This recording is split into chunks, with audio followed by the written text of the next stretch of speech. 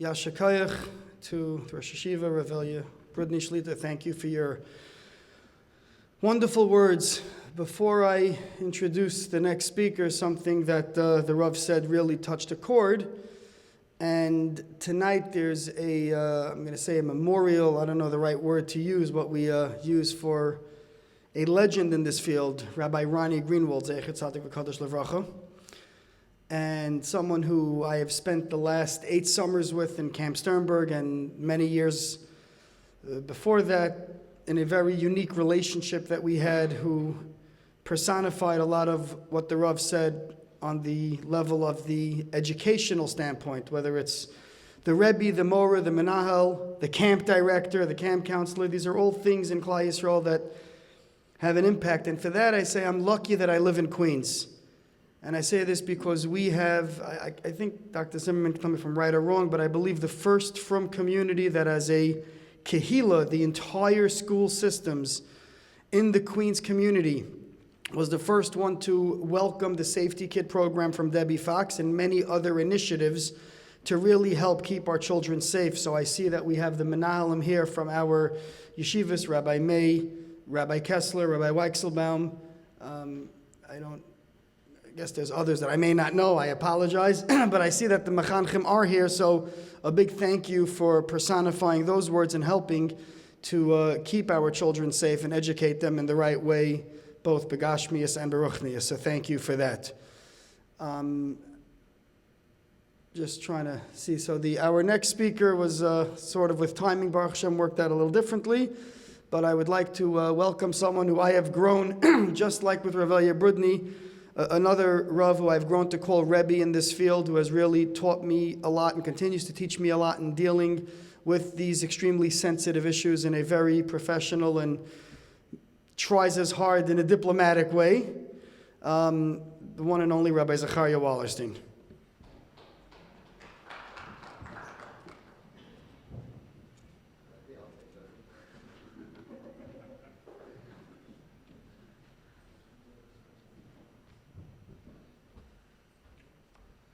Thank you, Rabbi Tzvi. I apologize to Rabbi Brudny. I was supposed to introduce the Rav. I didn't have the schus. I was supposed to be here earlier, but I was coming from a Shabbaton in Connecticut. I could just say, Mesiras Nefesh. Mesiras Nefesh means when you give from your neshama.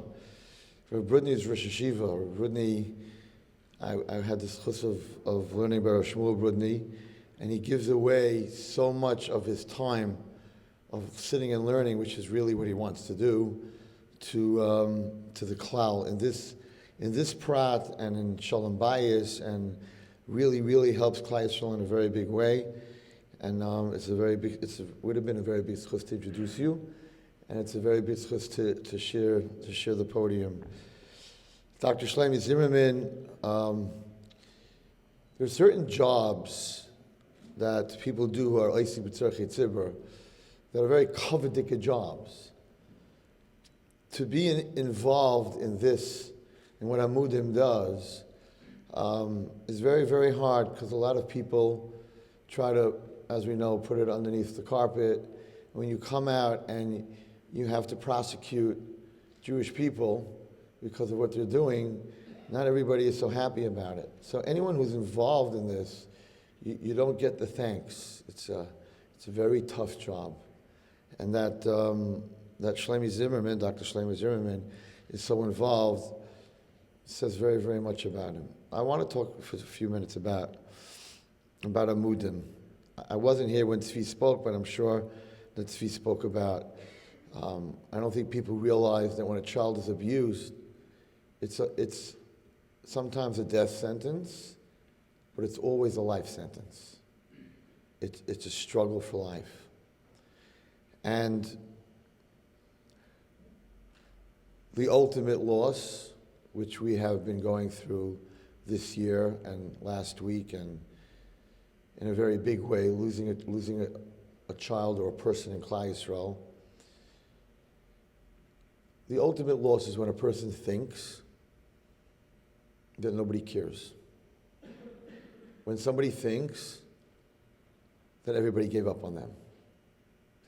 want to tell you Dvar Torah, I believe it's from Rav Shimshon Pincus, which is Dvar Torah that I live by. It says by Yosef HaTzadik in his hardest moment of his life, when there was nobody home but Potiphar's wife. He was the Yesod of the Olam, he was the Yesod, he was Yaakov Avinu's son, who was the Eish that would destroy Esav. The Chidah says that moment was the war of the worlds. Had Yosef HaTzadik sinned, the Chidah says, the world would have been destroyed. Because the Yesod of the world, which is Yosef, would have broken. How did Yosef refuse? He had all the excuses. Sold by his brothers to the lowest place in the world. And according to Rashi, to the lowest person who bought him, as Rashi says, for himself. In the lowest house of the lowest place, abandoned by his family. Why didn't he sin? How did he, Vayimai and Yosef, how did he refuse? The trop, the musical note on the word Vayimai and Yosef, is a shalsheles. When the Balkara reads it, it sounds like a siren. Vayimai, the true refusal. It's hard. A shalsheles is a chain connects two things. The Vayimayin Yosef is connected to what? Says Rav Shimshon Pincus, we have to look in that parsha for another Vayimayin. And there is one. Vayimayin Yaakov lehisnachem.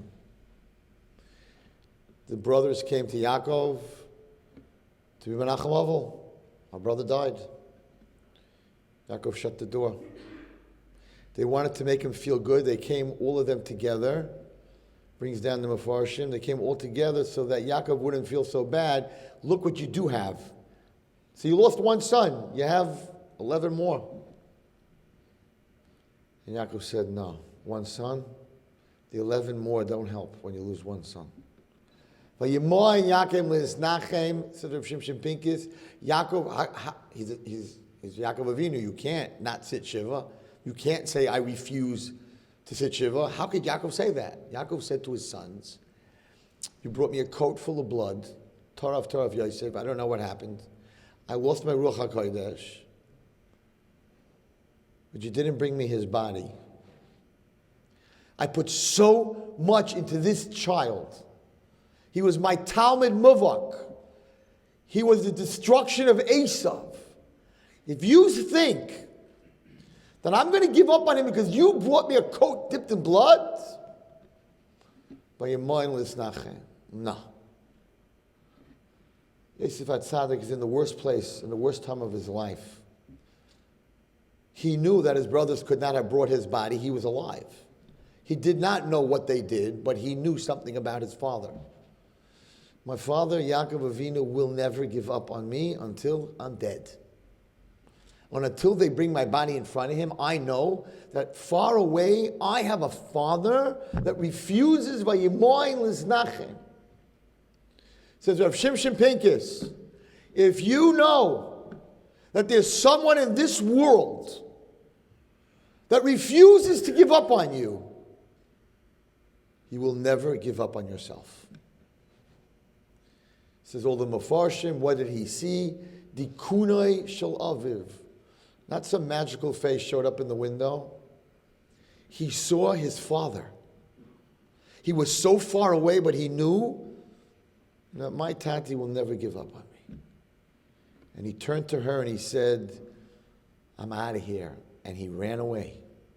By Yanas, he ran. That's what Amudim is all about, everybody. Before Amudim showed up, people who went through sexual abuse thought that it's a secret, it's their secret, there's nobody to help them, nobody wants to help them. They didn't have the Vayimayin Lehisnachem. They didn't have the people who refused to give up on these kids.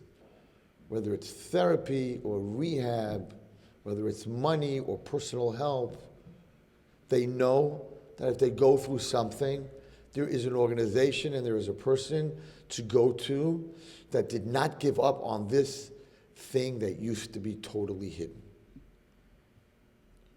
It's a neiridika koyach. Amudim is mamish vayemoin lesnachi. And that gives these kids a chance, and I deal with so many of them. Tzvi doesn't even know. I was on a Shabbaton this week. I did not sleep.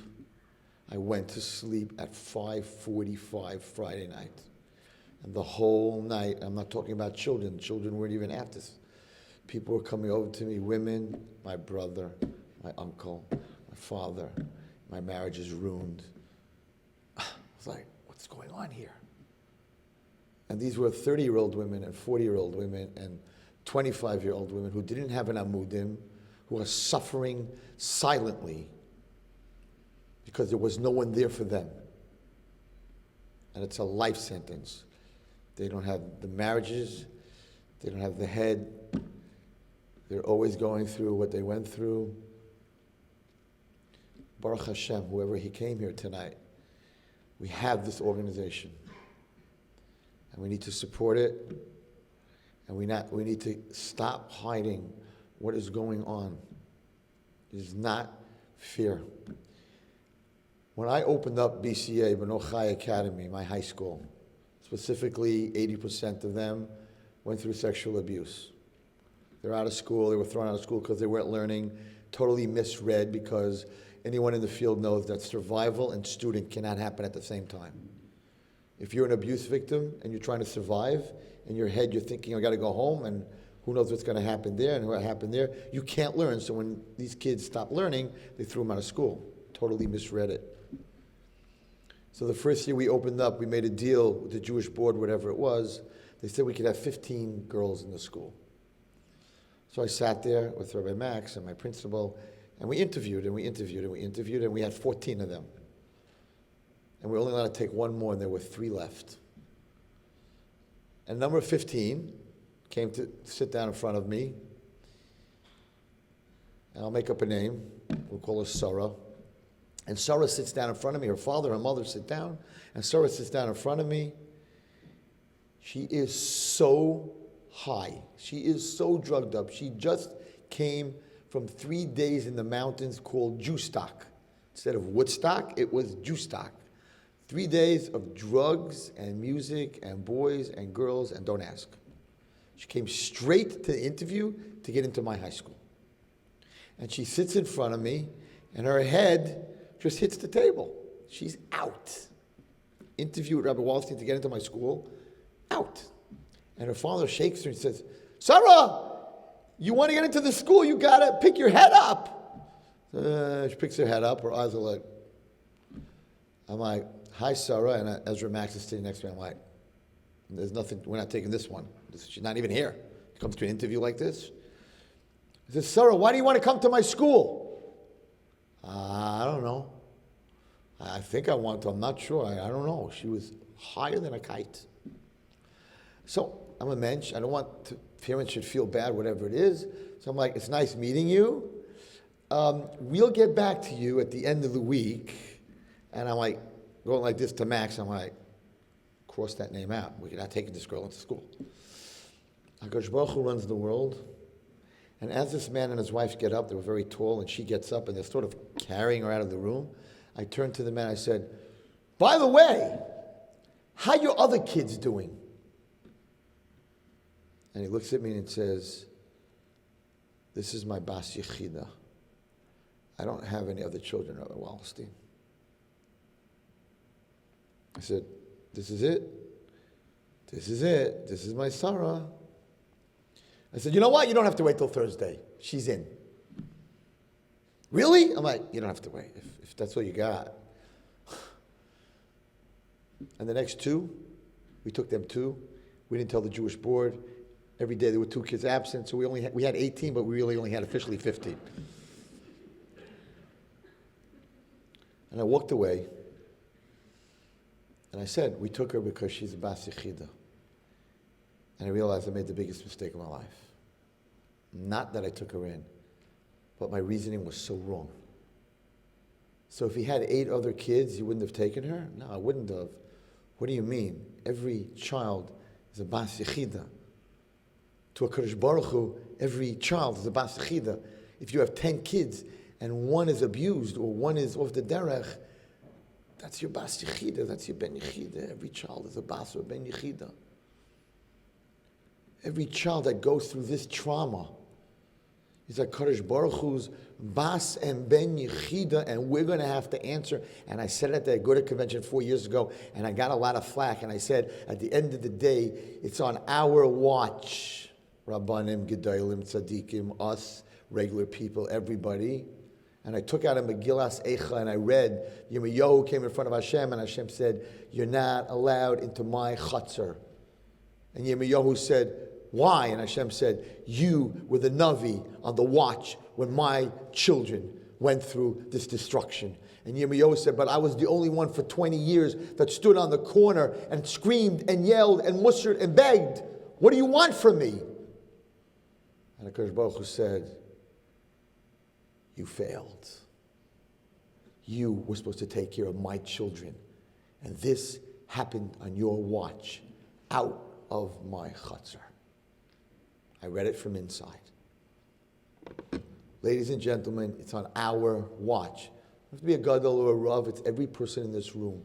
It's on our watch. How are we going to answer that Hashem's bas or ben yechida went through abuse? Our answer will be, we had an organization, we put something together called Amudim. Hashem, we did our best. There is no other organization that does this. So I want to end with a bracha, and I want to tell you that one of these girls wrote to me from a rehab that she's been in for a very long time because of the abuse that she went through. And I'm not going to read it. I'm not going to read her whole poem and her anger to Hashem and then how she changed. I don't want to take this. I'm supposed to just introduce somebody. I want to read you the best line I've ever heard in my life. And this is what she wrote. And the reason that she's in that rehab is because Tzvi Gluck and Amudim raised $30,000 a month for 4.5 months so far. And here's the line. Sometimes when you're in a dark place, you think you've been buried, but actually, you've been planted. That's what Amudim's doing. We're not burying children, but we're planting children to watch their growth. Tzvi, Amudim, everybody that's involved, and everyone who came here out tonight because you care. We should have the zchus to watch these beautiful plants grow and flourish and give pears. Thank you very much.